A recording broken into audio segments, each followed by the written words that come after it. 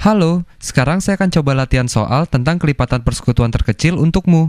Setelah saya mengerjakan beberapa contoh soal ini, kamu dapat membuka modul kelipatan persekutuan terkecil dan mencoba memecahkan soal-soalnya sendiri. Jadi, mari kita mulai. Kita ambil contoh kelipatan persekutuan terkecil dari 10 dan 8.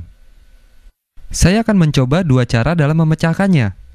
Cara pertama adalah apa yang saya bilang sebagai faktor persekutuan.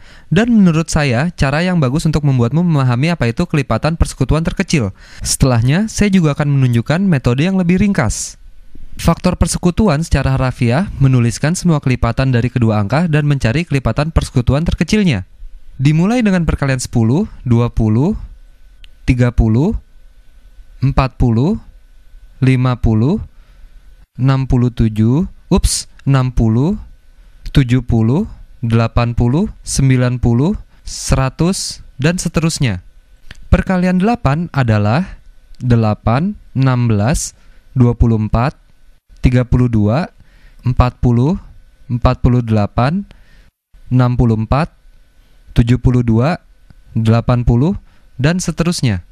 Mari kita lihat apakah kita dapat mengetahui kelipatan persekutuannya.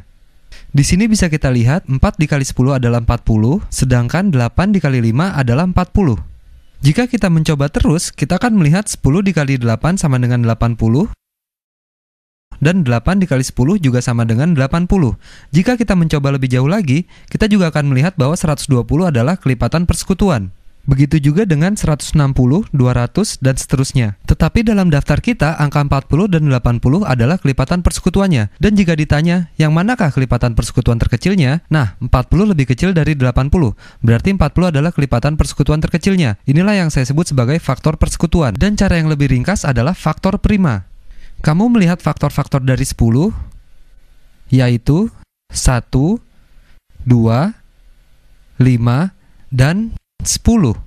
Dan faktor-faktor dari 8 adalah 1, 2, 4, dan 8. Apakah faktor persekutuan terbesar dari kedua angka tersebut? Mereka semua berbagi faktor persekutuan angka 1. Setiap bilangan bulat pasti berbagi faktor tersebut. Nah, untuk angka 2, mereka berbagi faktor persekutuan tersebut. Jadi, kita bisa bilang bahwa kelipatan persekutuan terkecil dari 10 dan 8 ini adalah cara yang lebih ringkas yang mungkin masih membuatmu bingung. Saya mungkin akan membuat modul lain untuk menjelaskan cara kerjanya. Tetapi kelipatan persekutuan terkecil dari kedua angka pasti sama dengan kedua angkanya, 8 dikali 10, dan titik ini adalah cara yang indah untuk menulis kali. 8 dikali 10, kemudian kamu bagi dengan faktor persekutuan terbesar dari 8 dan 10. Nah, 8 dikali 10 sama dengan 80 dibagi dengan faktor persekutuan terbesar dari 10 dan 8, yaitu 2. Maka jawabannya adalah 40.